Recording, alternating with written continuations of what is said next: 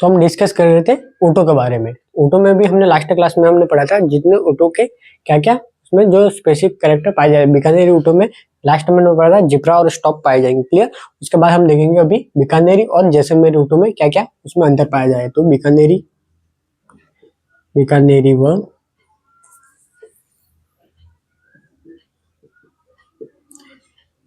व जैसलमेरी ऊँट में अंतर। ठीक।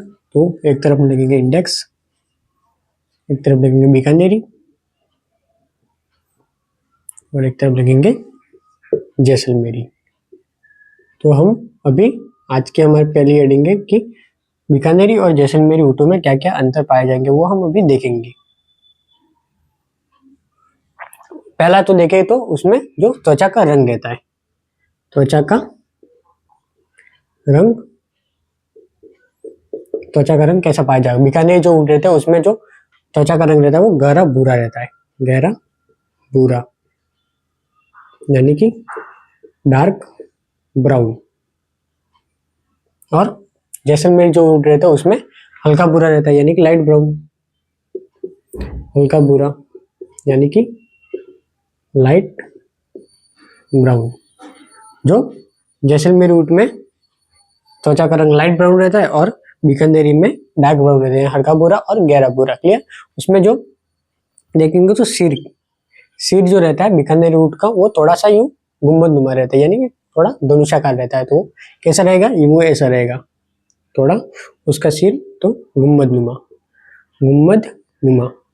सेम हम आगे पढ़ेंगे कि जो डायाफ्राम का शेप रहता है यानी कि जो आर्चवर्क कंडीशन यानी कि गुम्बदनुमा डायाफ्राम का भी शेप रहता है। और इसमें बीकानेरी ऊँटों में जो सिर का जो रहता है वो गुम्बदनुमा रहता है उसको हम, और इसमें जो सर रहेगा वो नॉर्मली रहेगा यानी कि नॉर्मल ऊँटों के समान ही इसमें रहेगा। और बीकानेरी में क्या रहता है कि उसमें गुम्बदनुमा उसमें सिर पाए जाएंगे। क्लियर। फिर अगर तीसरा देखें तो उसमें जो शरीर की ऊंचाई रहती है वो कितनी रहेगी, शरीर की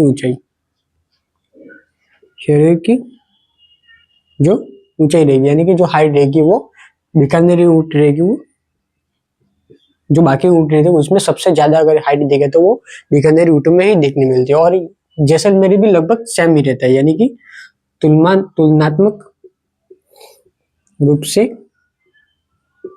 कम, यानी कि लगभग जैसलमेरी ऊँट की जो हाइट रहती है और बीकानेरी ऊँट में लगभग समानता रहती है यानी कि लगभग वो सेम ही रहते हैं। बस थोड़ा तुलनात्मक रूप से अगर देखें तो वो जैसलमेरी कम रहता है और बीकानेरी में ज्यादा रहता है। अगर स्टॉप देखें तो स्टॉप इसमें पाया जाएगा, इसमें नहीं पाया जाएगा। फिर देखें तो पांचवा पॉइंट जिब्रा अगर देखें तो इसमें पाई जाएगी और इसमें नहीं पाई जाएगी। क्लियर।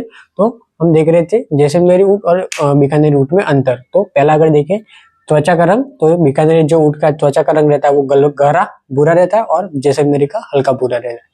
सिर जो रहता है बीकानेरी का थोड़ा गुम्बदनुमा रहता है और जो जैसलमेरी रहता है वो नॉर्मली रहता है। उसके बाद अगर शरीर की ऊंचाई देखे तो बीकानेरी की ऊंचाई या हाइट अगर देखे तो वो ज्यादा रहेगी और जैसलमेरी की भी लगभग उसके सेम रहेगी, बट तुलनात्मक रूप से थोड़ी छोटी। अगर कंपैरिजन अगर करें तो थोड़ी छोटी, बाकी लगभग उसमें सेम ही रहेगी। स्टॉप बीकानेरी में पाया जाएगा, जैसलमेरी में नहीं पाया जाएगा। और जो जिब्रा रहते हैं वो जो बाल रहते हैं वो बीकानेरी में पाए जाएंगे और जैसलमेरी में नहीं पाएंगे। बाल यानी कि जो आंखों और कानों के जो सेफ्टी के लिए बाल पाए जाएंगे वो वाले, उनको बोलेंगे हम जिब्रा। क्लियर। अब हम देखेंगे कि ऊँटों का वर्गीकरण किस प्रकार से हुआ, यानी कि उनके जो रहने के हिसाब से यानी कि ऊँटों के एनवायरमेंटल के हिसाब से ऊँटों को दो भागों में बांटा गया है। ऊँटों को दो भागों में बांटा गया है, वो हम देखेंगे कौन कौन से हैं। तो अगला हम पढ़ेंगे ऊँटों का वर्गीकरण। अगर हम पढ़ेंगे ऊँटों का वर्गीकरण, ऊँटों का वर्गीकरण कितने भागों में, दो भागों में किया है। पहला तो है पहाड़ी नस्लें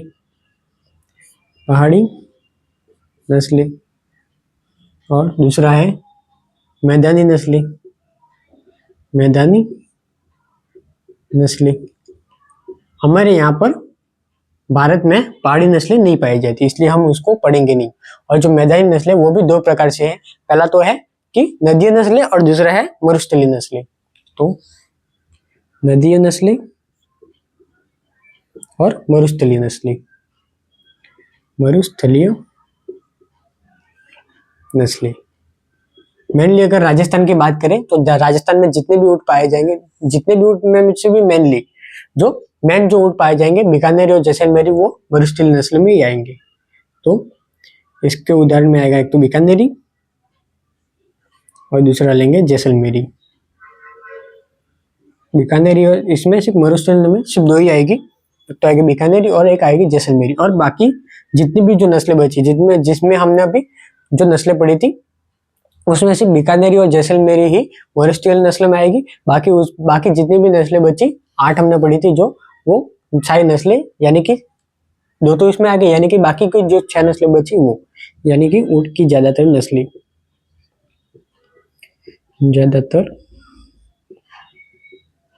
नस्लें क्लियर। तो ओके, तो हमने ऊँटों का वर्गीकरण देखा। पहला है पहाड़ी क्षेत्र और दूसरा है मैदानी नस्लें। पहला है पहाड़ी नस्लें और दूसरा है मैदानी नस्लें। हमारे भारत में कहीं पर भी पहाड़ी नस्लें नहीं पाई जाएगी, ऊँटों के लिए कहीं पे भी पहाड़ी नस्लें नहीं पाई जाएगी। उसमें हमें भारत में सिर्फ पाई जाएगी मैदानी नस्लें। मैदानी नस्लों को 2 भागों में कन्वर्ट किया, एक तो नदी और एक मरुस्थलीय। उसमें से भी जो मेनली जो राजस्थान में पाई जाती है वो होती है मरुस्थलीय नस्लें, और उनमें से अगर देखें तो बीकानेरी और जैसलमेरी। क्लियर।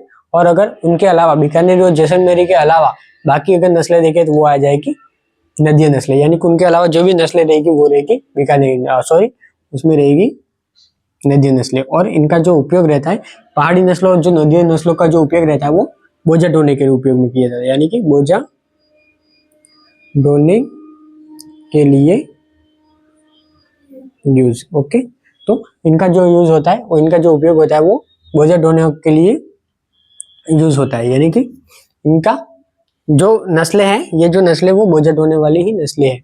और ये जो नस्लें बीकानेरी और जैसलमेरी की है राइडिंग पर्पस के लिए यूज में होता है।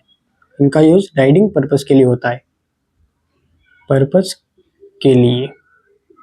ओके, अगर मरुस्थलीय नस्ल देखें यानी बीकानेर जैसलमेर तो राइडिंग पर्पस के लिए यानी कि सवारी के लिए हम इसका उपयोग करेंगे, और जो पहाड़ी नस्ल और नदीय नस्ल है उनका उपयोग बोझा ढोने के लिए हम करेंगे। क्लियर। तो यहाँ पर हमारे ऊँटों की नस्लें भी कंप्लीट हुई। बाकी हमारा लास्ट बचा हमारा मैनेजमेंट का लास्ट जो चैप्टर है वो है पोल्ट्री की नस्लें। पोल्ट्री की नस्लें भी हम मेनली पढ़ेंगे मुर्गियों की नस्लें। देखो पोल्ट्री यानी कि पोल्ट्री अगर मेनली देखे तो उसमें सारे पक्षी आ गए, यानी कि मुर्गी आ गया, मुर्गी, मुर्गा, कबूतर, ईमू, टर्की, बतख, वो सब आ गई। क्लियर। तो उसमें सब आ गए। और हम मैनेजमेंट के हिसाब से हम देखेंगे तो हम सिर्फ एक ही फील्ड में एक ही पोल्ट्री को पालते हैं, वो है मुर्गी। इसलिए हम पोल्ट्री फार्म, मुर्गी फार्म को कभी कभी पोल्ट्री फार्म भी कह देते हैं। ये हमने पहले ही पढ़ा था कि पोल्ट्री में सभी पक्षी आ गए। पोल्ट्री यानी कि सिर्फ मुर्गी नहीं है, उसमें सभी पक्षी आ गए। पर हमें यहाँ पर जो पढ़ना है वो पढ़ना है सिर्फ मुर्गी के बारे में। तो मुर्गी के बारे में कुछ टर्म है जो हमें आगे छूट गई थी, वो अभी यहाँ पे लिखवा दे रहा हूँ आपको। यहाँ पर लिख लो पोल्ट्री या फिर मुर्गा मुर्गी, मुर्गा मुर्गी, मुर्गा मुर्गी। पोल्ट्री में तो मेनली सभी पक्षी आ गए, सभी पक्षी को पोल्ट्री बोलेंगे। पर हम यहाँ पर मेनली जो पढ़ रहे हैं वो मुर्गा मुर्गी के बारे में ही पढ़ेंगे, यानी कि मुर्गा मुर्गी की नस्लें ही पढ़ेंगे मेनली जो पढ़ेंगे। उसमें अगर पहला देखें तो ब्रॉयलर या फिर फ्रायर, ये हम उनकी नस्लें नहीं पढ़ रहे, ये कुछ टर्म्स है जो उनमें बच गई थी, जो मैंने आपको आगे नहीं लिखवाई थी। कुछ टर्म्स है वो बच गई थी, वो भी लिखवा देता हूँ कि अगर मतलब जो मुर्गा या मुर्गी रहती है वो 6 से 8 सप्ताह तक रहते हैं, जिनका उपयोग मांस के लिए किया जाता है। ब्रॉयलर यानी कि ब्रॉयलर आपको पहले ही मैंने बताया था कि ब्रॉयलर यानी मांस के लिए उपयोग किया जाता है, और लेयर यानी कि जो अंडे के लिए वो हम उपयोग में लेते हैं। क्लियर। तो इसमें 6 से 8 सप्ताह तक की मुर्गी और मुर्गा जिसका उपयोग हम मांस के लिए करते हैं, तो 6 से 8 सप्ताह की मुर्गी या मुर्गा जिसका उपयोग मांस के लिए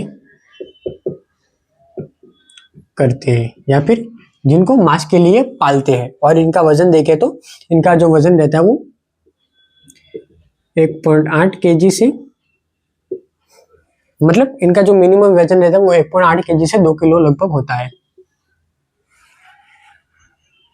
इनका जो वजन रहता है वो 1.8 केजी से लगभग 2 किलो होता है। उसके बाद अगर देखें तो रोस्टर, उसके बाद देखें तो रोस्टर, तो रोस्टर किसे कहेंगे? रोस्टर वही मुर्गा या मुर्गी या फिर वही मुर्गा अगर 6 से 8 सप्ताह का ना होकर फिर उसकी उम्र ज्यादा हो जाए, यानी कि लगभग 9 से 10 माह का हो जाए, 9 से 10 सप्ताह का हो जाए, तो उसको बोलेंगे हम रोस्टर। यानी कि 9 से 10 साल का, सॉरी 9 से 10 सप्ताह का ब्रॉयलर। यानी कि हमने मांस के पर्पज से हमने मुर्गों को पाला, मुर्गियों को पाला, और मांस के पर्पज से हम ब्रॉयलर को कब तक पालते हैं? 6 से 8 सप्ताह तक उनको पूरे को बेच देंगे। अगर कोई बिका नहीं और उनकी उसकी उम्र 9 से 10 सप्ताह की हुई तो ऐसे ब्रॉयलर को हम बोलेंगे रोस्टर। यानी कि 8 सप्ताह से अगर ज्यादा हो गया मुर्गे का उम्र तो उसको बोलेंगे हम रोस्टर। लगभग 9 से 10 सप्ताह या फिर उससे ज्यादा भी हो सकती है। क्लियर? और इसका वजन कितना रहेगा? जिसका वजन,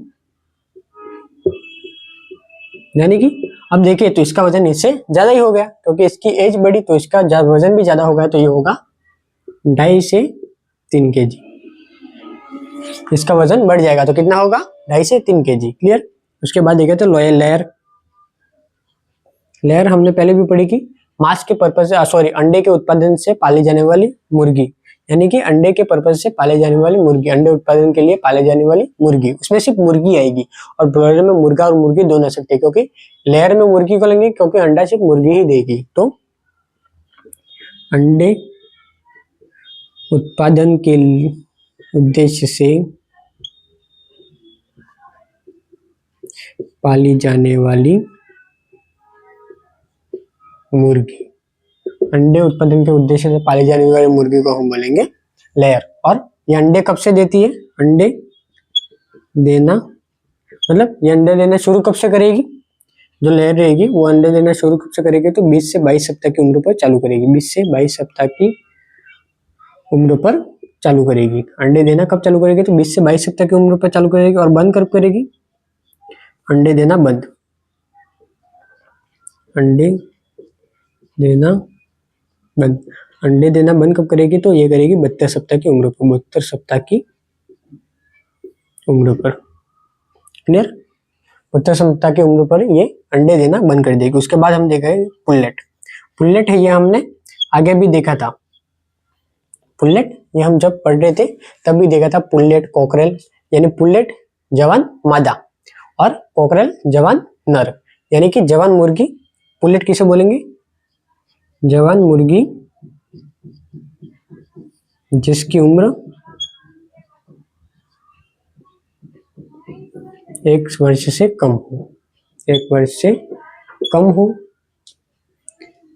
वह एक भी बार अंडा नहीं दिया हो। तो पुल्लेट किसे बोलेंगे? ऐसी जवान मादा जिसकी उम्र 1 साल से कम हो, ऐसी जवान मुर्गी या ऐसी जवान मादा जिसकी उम्र 1 वर्ष से कम हो और एक भी बार उसमें अंडा नहीं दिया, उसको बोलेंगे हम पुल्लेट। उसके बाद एक टमाटर कोकरेल किसे बोलेंगे? तो जवान मुर्गा या जवान नर जिसकी उम्र 1 साल से कम हो, जिसकी उम्र 1 वर्ष से कम हो। क्लियर? तो देखेंगे हम कि ब्रॉयलर किसे कहेंगे? 6 से 8 साल का 6 से 8 सप्ताह का मुर्गा या मुर्गी जिसका हम मेनली मांस के पर्पज से हम उसको पाल रहे। उसका वजन नॉर्मल कितना रहेगा? 1.8 से 2 किलो लगभग उसका वजन रहेगा, यानी 2 किलो के समथिंग उसका वजन रहेगा। उसके बाद रोस्टर, यही मुर्गा या जो ब्रॉयलर उसको 6 से 8 सप्ताह के बीच में उसको बेचा नहीं या उसको मारा नहीं तो उसको ही हम बोलेंगे रोस्टर। यानी कि लगभग 9 से 10 सप्ताह का जो ब्रॉयलर रहता है उसको ही बोलेंगे हम रोस्टर, जिसका वजन 2.5 किलो से 3 किलो हो जाएगा, यानी कि वजन बढ़ जाएगा उसका। फिर लेयर हम ऐसी मुर्गी जिसका हम मेनली जो अंडे उत्पादन के या अंडे उत्पादन के उद्देश्य हम जिसको पाल रहे हैं उसको बोलेंगे हम लेयर।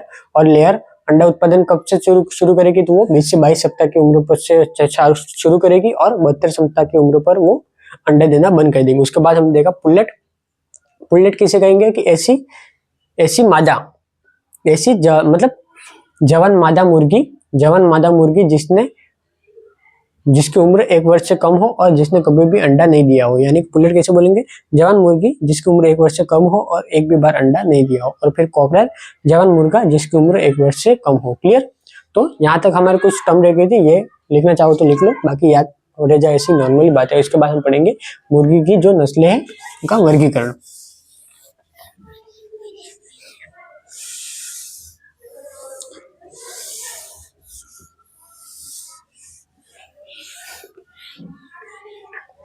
बाकी हमने आगे पढ़ा कि कैपन किसे कहते हैं और ब्रूडर वगैरह, वो सब हमने पहले पढ़ लिया है।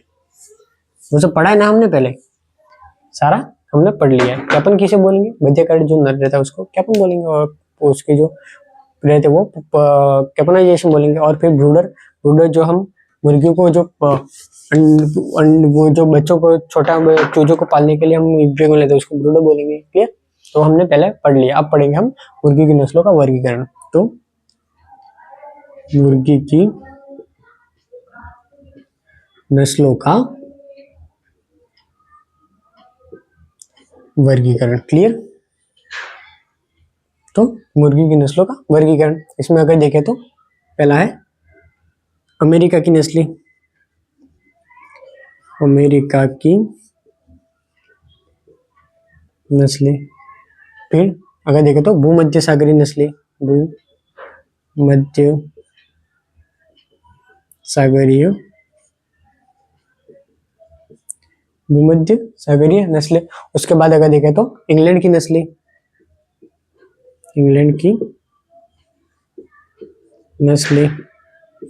उसके बाद देखें तो एशियाई नस्लें, या फिर एशियाई नस्लें देखो नॉर्मली एशियाई नस्लें। उसके बाद देखें तो भारतीय नस्लें।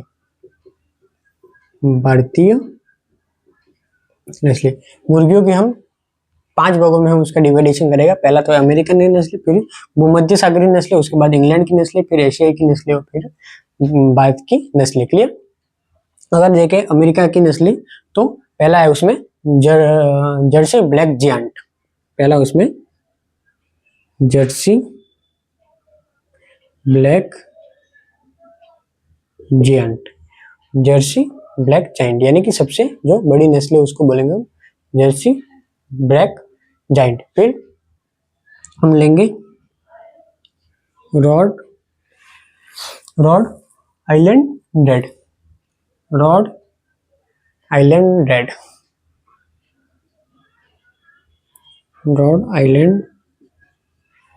रेड। उसके बाद अगर मुर्गी की तीसरी नस्ल देखे तो न्यू हैम्पशायर।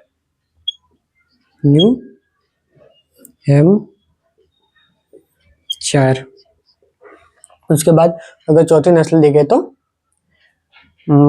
उसमें रहेगी प्लाईमाउथ रॉक।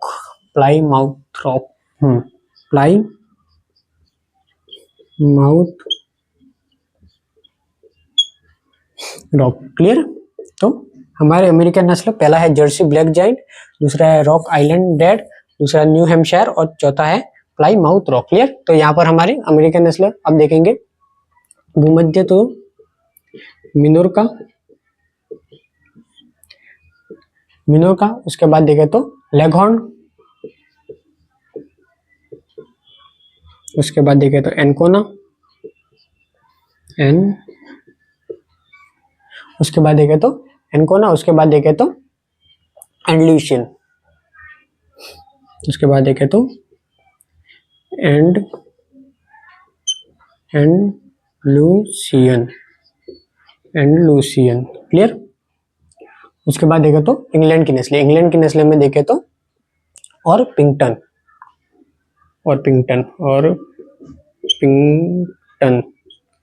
इंग्लैंड की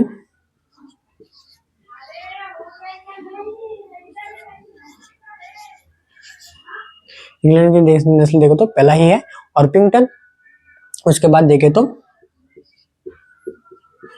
डॉर्किंग, उसके बाद अगर देखे तो कॉर्निश। उसके बाद देखें तो कॉर्निश। फिर आ गई एशिया की नस्लें, तो एशिया की नस्लें हम देखें तो ब्रह्मा, फिर देखें तो कोचिन। एशिया की नस्लें पहले ब्रह्मा, कोचिन, फिर देखें तो लैंगसन। फिर आ गई भारत की नस्लें।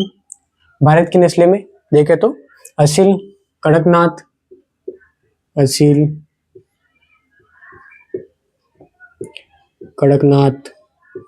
फिर उत्तरा, असील, कड़कनाथ, उत्तरा, बुसरा, चिट्टागोंग,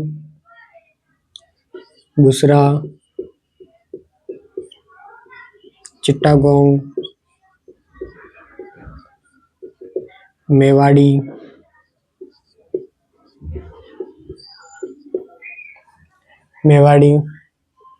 उसके बाद कैनायन, फिर जो नई ब्रीड है वो अरावली, कैनायन, और लास्ट जो नई ब्रीड है वो है अरावली। क्लियर? तो हम मुर्गियों की नस्लों का वर्गीकरण पढ़ रहे हैं।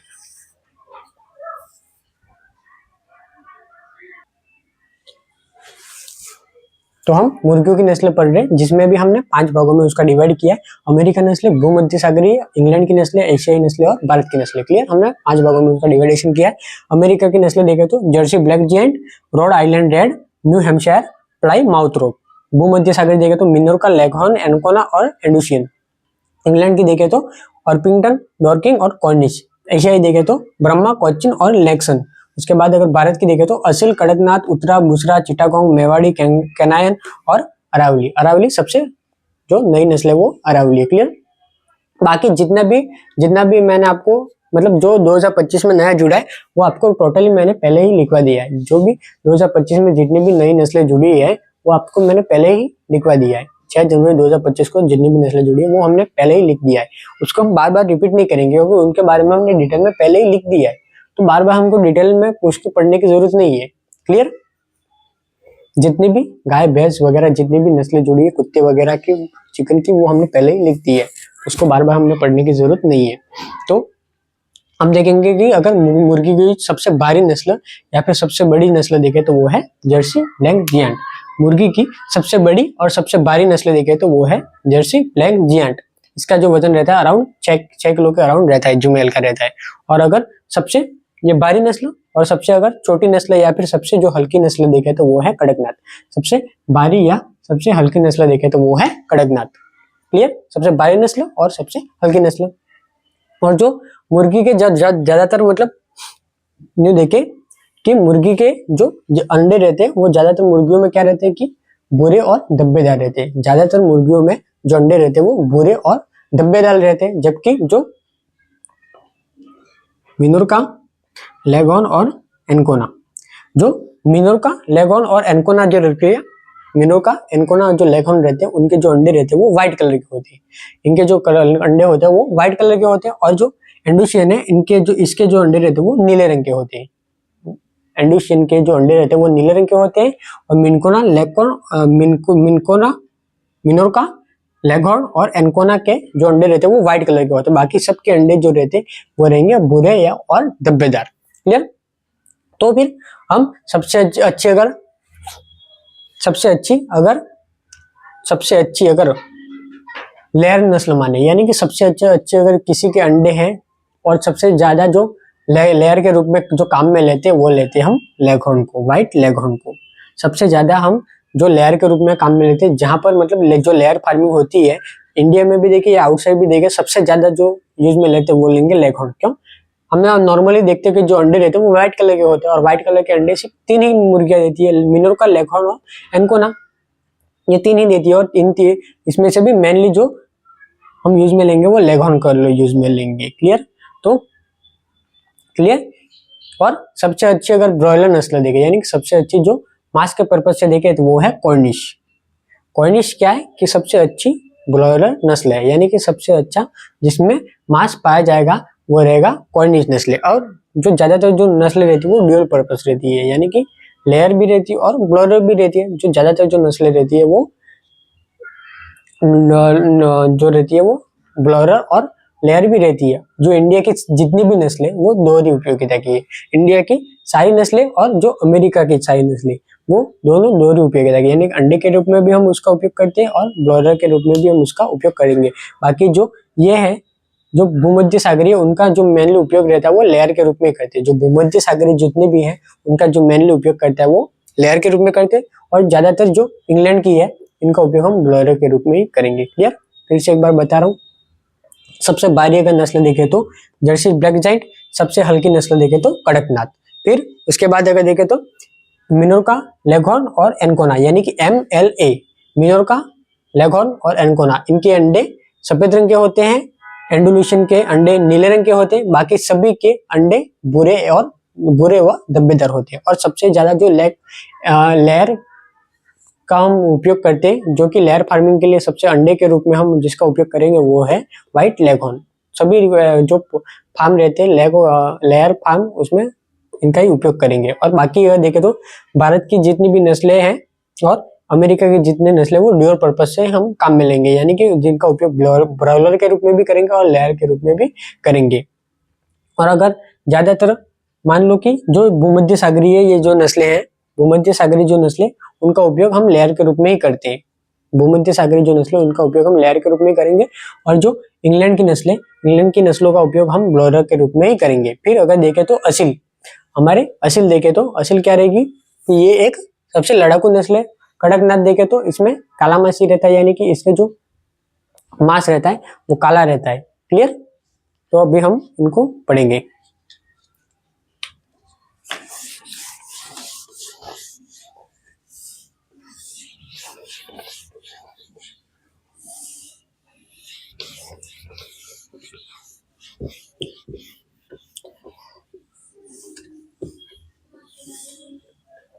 तो अभी हमारा ये मैनेजमेंट का लास्ट चैप्टर है, उसके बाद हमारा मैनेजमेंट खत्म हो जाएगी। इसके बाद अगर हम अभी देखें तो मुर्गी की नस्लें, जिसमें मुर्गी की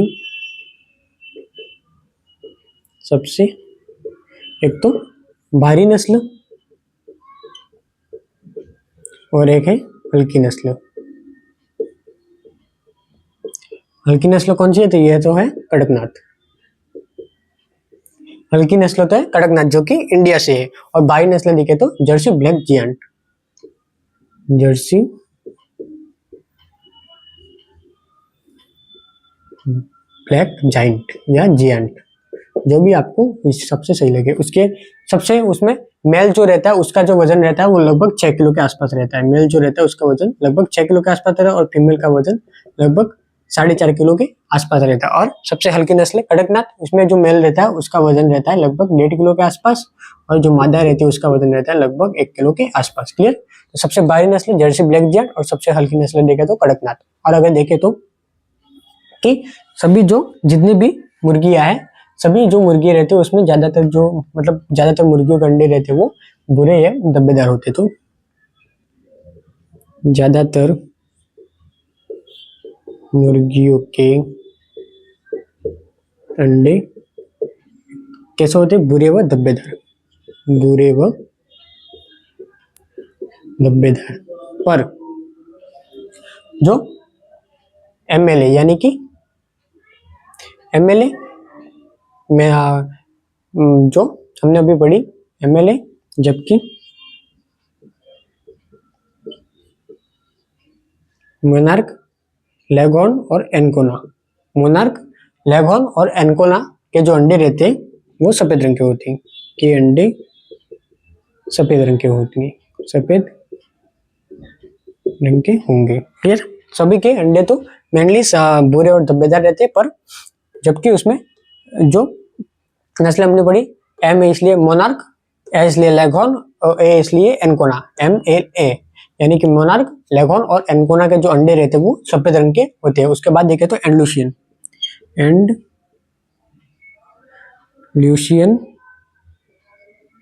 एंडल्यूशियन के जो अंडे रहते हैं वो नीले कलर के होते हैं। एंडल्यूशियन के अंडे रहते हैं वो नीले रंग के होते हैं। उसके बाद देखे तो सबसे अच्छी अगर लेयर देखें, सबसे अच्छी लेयर, तो वो हमने देखा था कि व्हाइट लेगहॉर्न सबसे अच्छी अगर लेयर देखे तो व्हाइट लेगहॉर्न, व्हाइट लेगहॉर्न। और इसकी मतलब जो व्हाइट लेगहॉर्न रहती है वो साल में 320 अंडे देती है, यानी पर डे अगर एक गिने तो भी उसको हम गिन सकते हैं, यानी कि जो व्हाइट लेगहॉर्न होती है वो 320 अंडे प्रति वर्ष देती है, प्रति वर्ष 320 अंडे देती है। और अगर इसकी उत्पत्ति देखें तो इसकी उत्पत्ति है इटली से। सबसे अच्छी लेयर नस्ल व्हाइट लेगहॉर्न 320 अंडे प्रति वर्ष देती है, और इसकी जो उत्पत्ति देखें तो इटली से। और ज्यादातर लेयर फार्मिंग में इसी का यूज करता है, तो ज्यादातर लेयर फार्म पर यही नस्ल पाई जाती है, ज्यादातर लेयर फार्म पर इसी नस्ल का उपयोग करते हैं। यानी कि अगर अंडे के हिसाब से करेंगे सबसे ज्यादा अंडे भी यही देगी, सबसे अच्छे अंडे भी देगी, तो व्हाइट लेगहॉर्न का ही उपयोग करेंगे। और ये क्या रहती है कि ये जो व्हाइट लेगहॉर्न होते हैं वो एकदम चिड़िया जैसी होती है, तो ये चिड़िया जैसी नस्ल रहती है, चिड़िया जैसी नस्ल, यानी कि ये चिड़िया जैसी नस्ल रहेगी। तो इसका अगर वजन देखे तो मेल का तो रहता है लगभग 2 किलो 700 ग्राम के आसपास, और जो फीमेल रहती है वो लगभग रहता है 2 किलो के आसपास। क्लियर। तो हमने देखा मुर्गी की सबसे भारी नस्ल जर्सी ब्लैक जायंट, लगभग मेल का रहता है 6 किलो और फीमेल का रहता है 4.5 किलो। सबसे हल्की देखे तो कड़कनाथ, मेल का रहता है 1.5 किलो और जो फीमेल रहती है उसका 1 किलो। ज्यादातर जो मुर्गी रहती है वो भूरे और धब्बेदार अंडे देती है, और जबकि एमएलए यानी कि मोनार्क, लेगहॉर्न और एंकोना के जो अंडे रहते हैं वो सफेद रंग के रहते हैं, और जो एंडलुसियन है उसके जो अंडे रहते हैं वो नीले रंग के होते हैं। और सबसे अच्छी अगर लेयर देखे तो व्हाइट लेगहॉर्न, उसमें मतलब 320 अंडे एक साल की देती है, एक साल में 320 अंडे देती है, और उसकी उत्पत्ति देखे तो इटली से हुई है। और ज्यादा जो लेयर फार्म रहते हैं उस पर व्हाइट लेगहॉर्न का ही उपयोग करते हैं। इसको मतलब ये एक चिड़िया जैसी नस्ल है, यानी कि ये एक चिड़िया जैसी नस्ल भी है, मतलब चिड़िया जैसी दिखाई देती है। और इसका जो वजन रहता है वो लगभग 2.5 किलो से, मतलब जो मेल रहता है उसका लगभग 2.5 किलो वजन रहता है, और जो फीमेल रहता है उसके लगभग 2 किलो इसका वजन रहता है। क्लियर।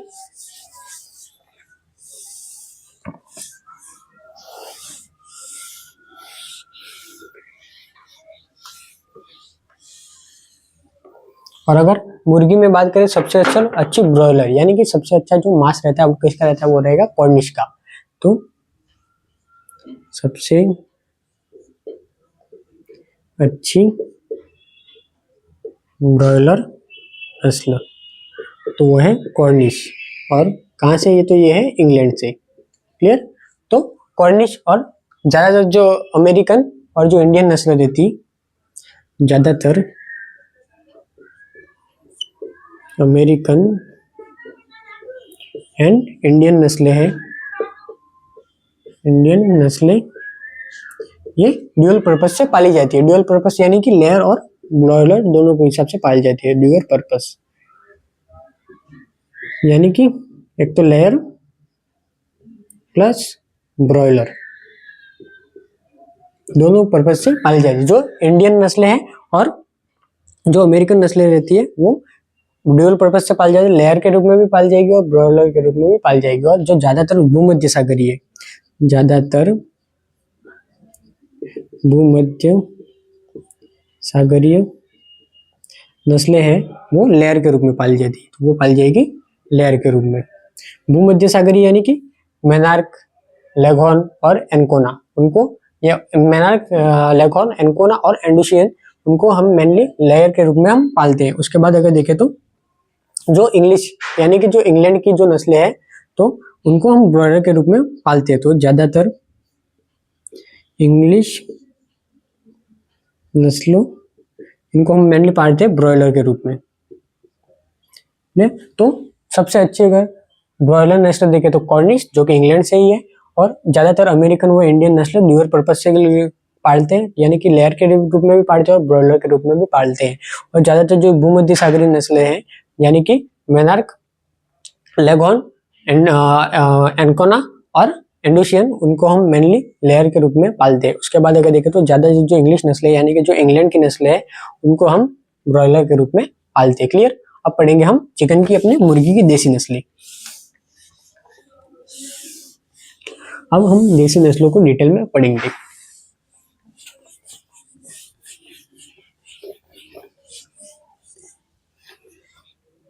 तो हेडिंग लगा देना चिकन की देसी नस्लें।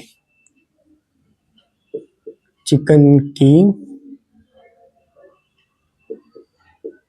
देशी नस्लें यानी कि मुर्गी की जो देसी नस्ल है उसको हम अभी डिटेल में पढ़ेंगे। नस्ल, उसकी ओरिजिन कहाँ से हुई है और उसके बारे में टिप्पणी।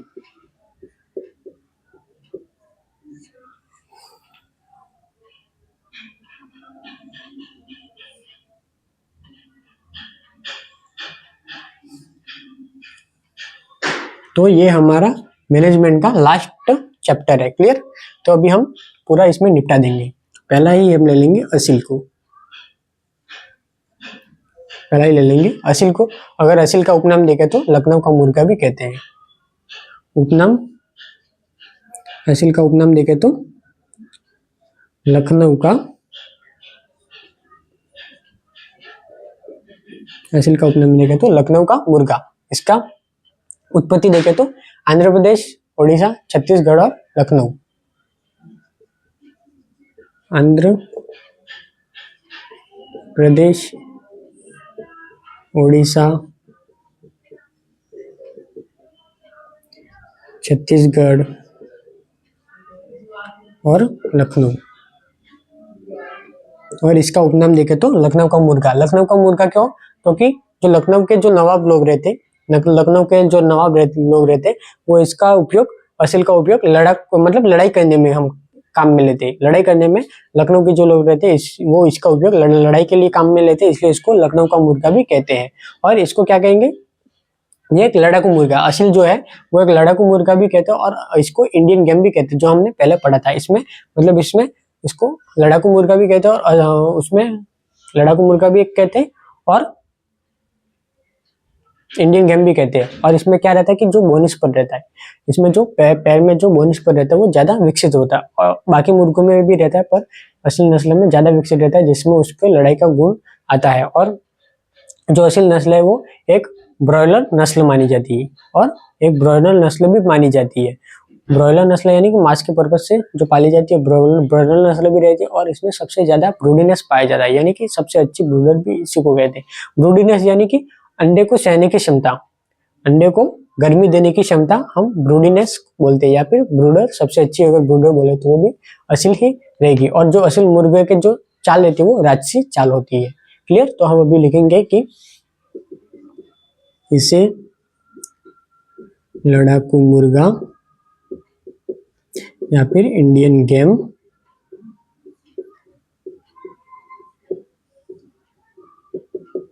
कहते हैं। फिर इसको लड़ाकू मुर्गा या इंडियन गेम कहते हैं और इसमें बोनिस पर ज्यादा विकसित होता है। इसमें बोनिस पर ज्यादा विकसित होता है।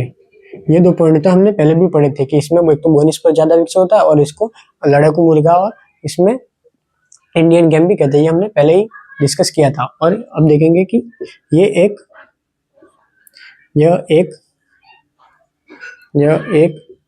ब्रॉयलर नस्ल है, यानी कि लगभग मांस के हिसाब से पाला जाता है, ब्रॉयलर नस्ल है। और क्या रहता है कि इसमें ब्रूडीनेस का गुण अच्छा पाया जाए, यानी कि जो अंडे को गर्मी देने की क्षमता या अंडे को सहने की क्षमता जो रहती है वो सबसे अच्छी इसमें पाई जाए, यानी कि यह सबसे अच्छी ब्रूडर है, सबसे अच्छी ब्रूडर। ब्रूडर यानी कि अंडे को सहने की क्षमता, यानी कि अंडे को गर्मी देने की क्षमता सबसे अच्छी असील नस्ल के मुर्गियों में ही पाई जाएगी। और असील नस्ल की जो चाल रहती है, असील नस्ल की चाल यानी कि असील नस्ल में जो मुर्गी रहती है उसमें जो चाल रहती है वो राजसी चाल पाई जाती है, राजसी चाल। असील नस्ल की मुर्गे में, असील नस्ल के मुर्गे में राजसी चाल देखने को मिलती है, यानी कि उसकी जो चाल रहेगी वो राजसी चाल रहेगी। असील नस्ल का जो मुर्गा रहेगा उसमें राजसी चाल देखने को मिलती है। फिर हमने देखा था कि एक सवाई चाल किसमें देखने मिलेगी, तो वो रहेगी कांकरेज में, सवाई चाल कांकरेज में देखने को मिलती है। उसके बाद अगर देखें तो कड़कनाथ ये झाबुआ और धार जिले में, कहां पर, एमपी में, झाबुआ व धार जिले में, और ये कहां पर है, तो यह है एमपी में।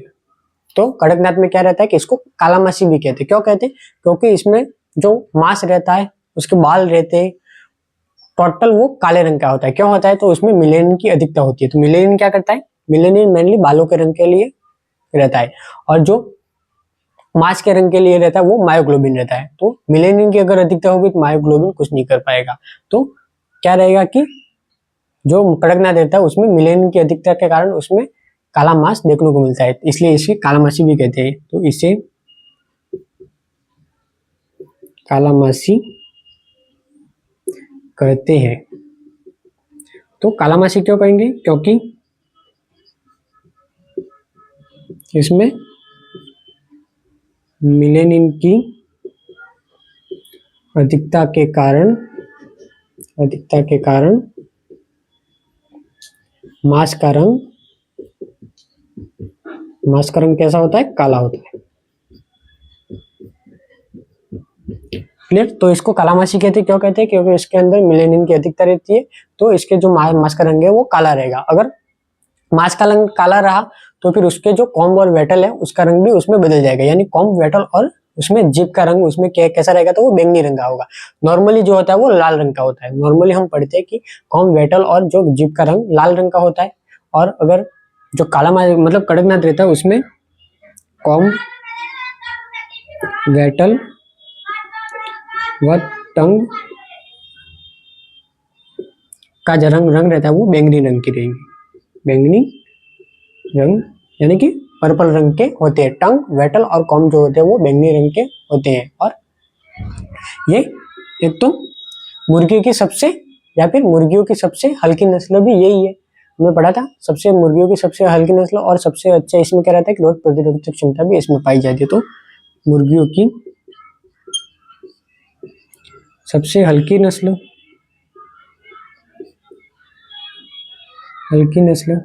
प्लस इसमें रोग प्रतिरोधक क्षमता अच्छी रहती है। तो रोग प्रतिरोधक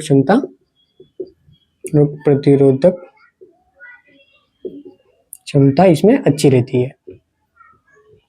सबसे अच्छी अगर रोग प्रतिरोधक क्षमता देखें तो वो इसी मुर्गे में रहती है। क्लियर।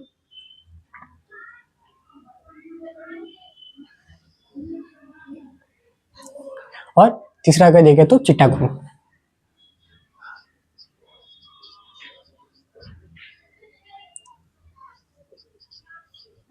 चिटागोंग का उत्पत्ति देखें तो मेघालय और त्रिपुरा से, और अगर इसका उपनाम देखें तो मलय, उपनाम है इसका मलय। क्लियर। इसके बारे में और कुछ भी स्पेसिफिक नहीं है। उसके बाद अगर देखें तो मेवाड़ी, मेनली मेवाड़ राजस्थान से, मेवाड़ी, तो मेवाड़ राजस्थान से। अब हम सिर्फ मुर्गियों की ओरिजिन ही देखेंगे, बाकी उनके पास कोई स्पेसिफिक कैरेक्टर नहीं रहेगा। क्लियर। तो मेवाड़ राजस्थान से। उसके बाद अगर देखें तो पांचवा जो रहेगा वो रहेगी केनायन। केनायन कहाँ से, तो मणिपुर से, केनायन, तो ये कहां पर से, मणिपुर से, केनायन मणिपुर से। उसके बाद छठा अगर देखें तो उत्तरा, कहां से, उत्तराखंड से, देखें तो उत्तरा कहां से, तो उत्तराखंड से। ये कुछ रह गया वो मैं यहाँ पर लिख रहा हूँ, यानी कि उत्पत्ति है ज्यादा, उसमें कुछ नहीं है। तो कितने हो गए 6, 7 हो गया दूसरा, 7वां ले लेंगे हम दूसरा, और 8वां ले लेंगे हम अरावली। तो क्लियर, हमारे 8 नस्ल आ गई। अरावली की ओरिजिन गुजरात से, अरावली की ओरिजिन गुजरात से सबसे नई नस्ल है, और जो दूसरा है उसकी उत्पत्ति गुजरात और महाराष्ट्र से। क्लियर, तो यहाँ पर हमारे मैनेजमेंट खत्म होती है। तो कल से हम दूसरी सब्जेक्ट कोई भी लेंगे, शायद कुछ भी रहेगी, जेनेटिक या सर्जरी, दोनों में से एक ले लेंगे। तो यहाँ पर हमारे देखो चिकन की देसी नस्लें, जिसमें से असील नस्ल उसका उपनाम है लखनऊ का मुर्गा। क्या उपनाम है? क्योंकि जो लखनऊ के जो नवाब है वो इस मुर्गे को लड़ाई के लिए पालते हैं, तो इसलिए इसको लखनऊ का मुर्गा भी कहते हैं। इसकी उत्पत्ति देखें तो आंध्र प्रदेश, उड़ीसा, छत्तीसगढ़ और लखनऊ में इसको पाला जाता है। इसमें क्या रहता है कि ये लड़ाकू मुर्गा रहता है, इसलिए इसको इंडियन गेम भी कहते हैं। तो ये लड़ाकू मुर्गा या इंडियन गेम भी इसको कहते हैं। और इसमें जो बर्निश पर रहता है वो ज्यादा विकसित रहता है। और ये एक ब्रॉयलर नस्ल है। उसमें क्या रहता है कि सबसे अच्छी जो फीमेल रहती है उसमें सबसे अच्छी ब्रूडीनेस पाई जाएगी, ब्रूडीनेस की उसमें पाई जाएगी, यानी कि जो अंडे सेने की क्षमता है वो सबसे अच्छी पाई जाएगी, इसलिए ये सबसे अच्छी ब्रूडर भी यही है। असील नस्ल के जो मुर्गे रहते हैं उसमें राजसी चाल पाई जाएगी, यानी कि राजसी चाल यानी कि मतलब एकदम राजा जैसी उसमें चाल पाई जाएगी। और अगर सवाई चाल देखे तो वो है कांकरेज में। क्लियर। उसके बाद कड़कनाथ, जांबुआ और दार्जिलिंग कहाँ पर है? एमपी में इसकी उत्पत्ति हुई है। इसको कालामासी भी कहते हैं। क्यों कहते हैं? क्योंकि इसमें मिलेनियन की अधिकता रहती है, जो मिलेनियन की अधिकता रहती है जो मांस के रंग को काला कर देती है। मिलेनियन की अधिकता के कारण उसका जो मांस रहता है वो काले रंग का होता है। क्लियर। उसमें मतलब नॉर्मली जो मुर्गी रहती है उसमें कॉम्ब और वेटल और टंग जो रहती है वो लाल कलर की होती है, पर इसमें क्या रहेगा कि शरीर का कलर ही अलग है, तो जो कॉम्ब वेटल और जो जीभ रहती है वो बैंगनी रंग की हो जाएगी। उसके बाद अगर देखें तो मुर्गियों में सबसे हल्की नस्ल भी यही है, और सबसे रोग प्रतिरोधक क्षमता भी इसी के अंदर रहती है। उसके बाद अगर देखें तो चिट्टागोंग मेघालय त्रिपुरा से। अब हमें ज्यादा कोई मुर्गियों की मतलब डिटेल में पढ़ने की जरूरत नहीं, मेनली जो है वो असील और कड़कनाथी है, बाकी की हम ओरिजिन उत्पत्ति ही हम याद रखेंगे।